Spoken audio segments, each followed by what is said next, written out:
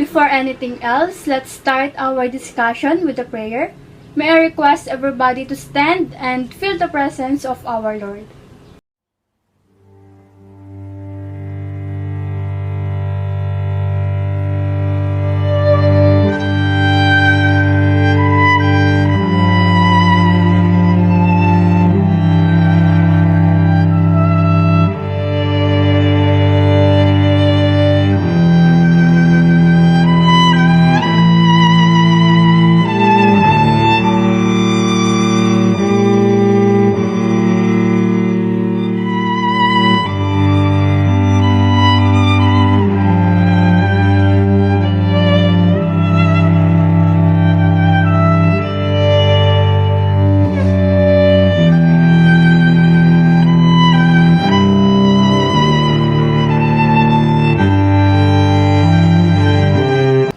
Good morning, class. Before you take your seats, kindly pick up the pieces of papers and plastics on the floor and arrange your chairs properly.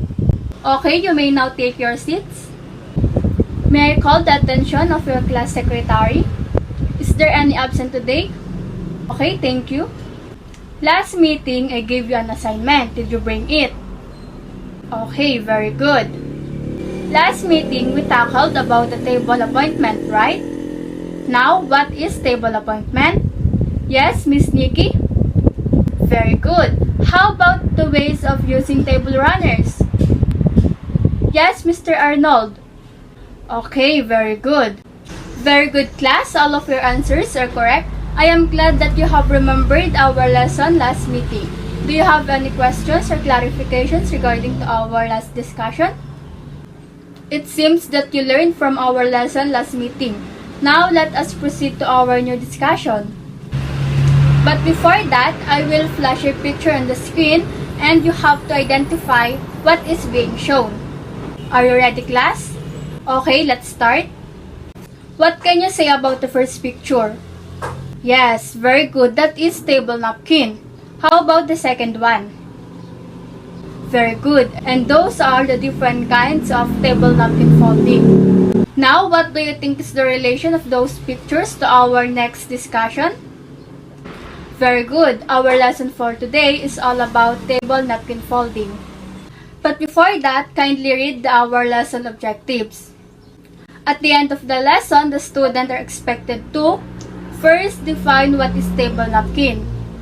Second, identify and enumerate the different kind of table napkin folding.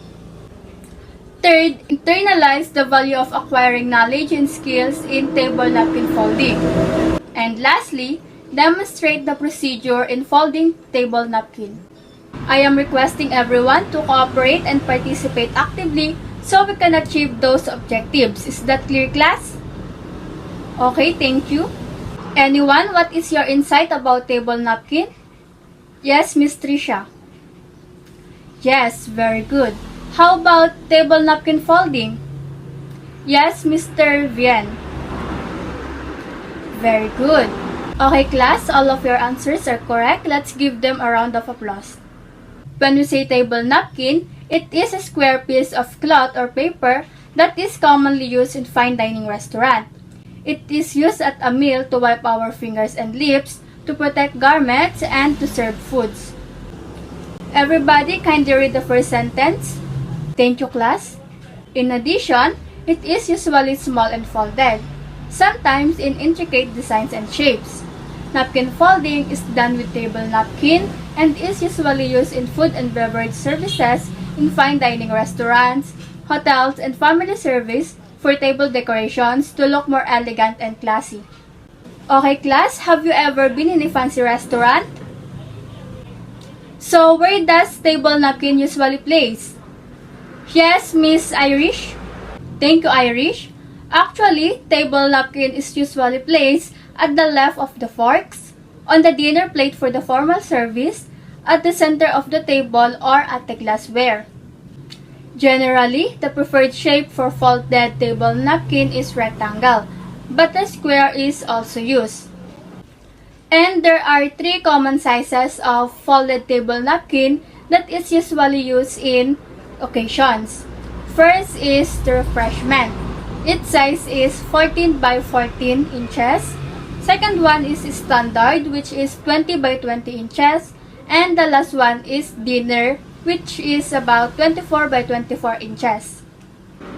Now, what do you think is the importance of table napkin? Yes, Miss Rina. Correct. Anyone else? Yes, Mr. Darren? Okay, very good. The importance of table napkins are to: first, catches crumbs; second, wipes our mouth; third, prevents from coughs and sneeze; and lastly is to end the meals. Do you understand, class? Any questions? Last meeting, I grouped you into 5 groups. Now go to your respective groups silently. We had an agreement yesterday, right? Now bring out your handkerchiefs to perform our task. For those who brought their handkerchiefs, you can approach me later for plus points. Am I clear? And for those who don't brought handkerchiefs, you can use paper. Okay, let us proceed to 5 basic napkin folding. Now we are going to perform 5 basic table napkin folding. And the following are some of the commonly used table napkin design with its step-by-step procedure. First, there has a pyramid napkin folding. First, fold napkin in half diagonally. Second, fold corners to meet top point. Third, turn napkin over and fold in half. And lastly, pick up at center and stand on base of triangle. Can you follow, guys?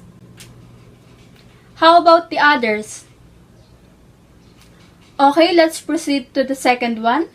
The second one is Bird of Paradise napkin folding.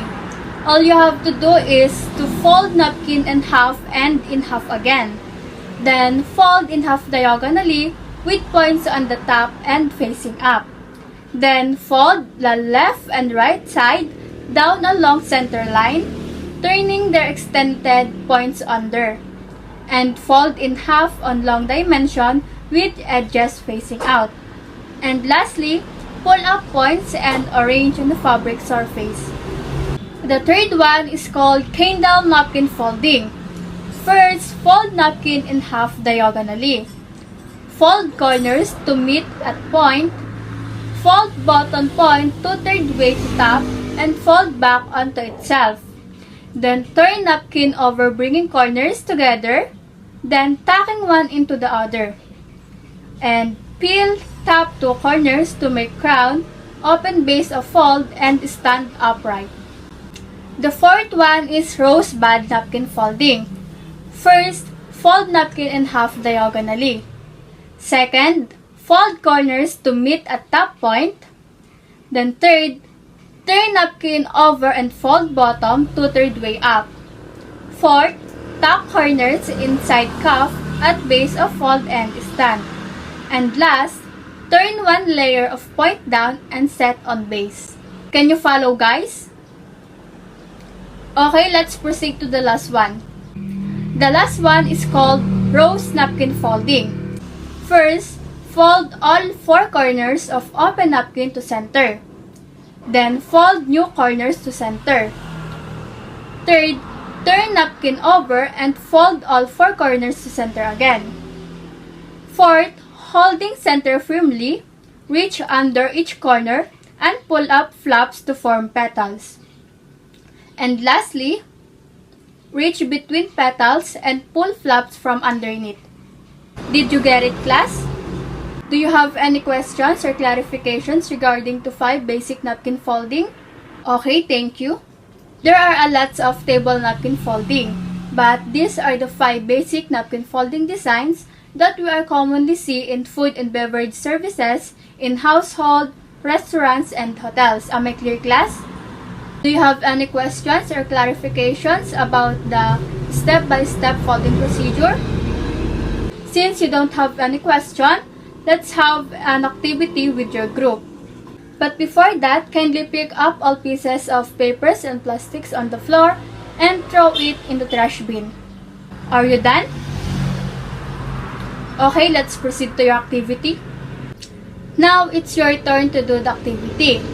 And this activity is called Fold Me With Care. Each group will going to perform the 5 basic napkin folding design in just 3 minutes. Am I clear, class? But before that, let me explain first how your performance will be assessed. So these are the rubrics. For the neatness, it is 15 points. Delivery of ideas, 10 points. Cooperation, 15 points.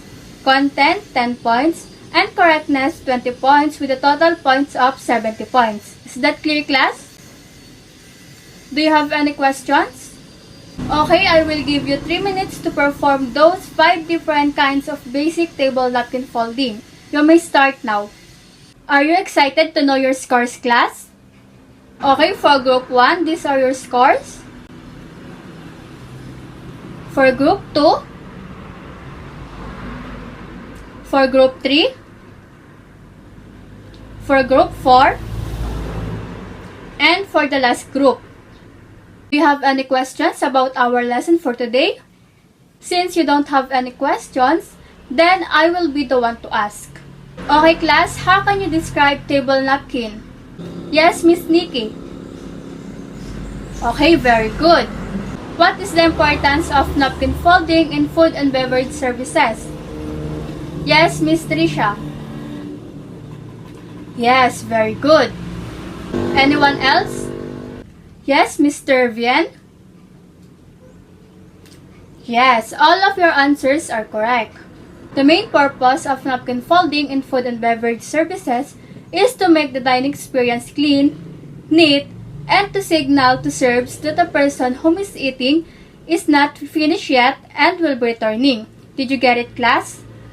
Congratulations, everyone! As you performed the 5 basic napkin folding, I can see that you really mastered the step-by-step procedures.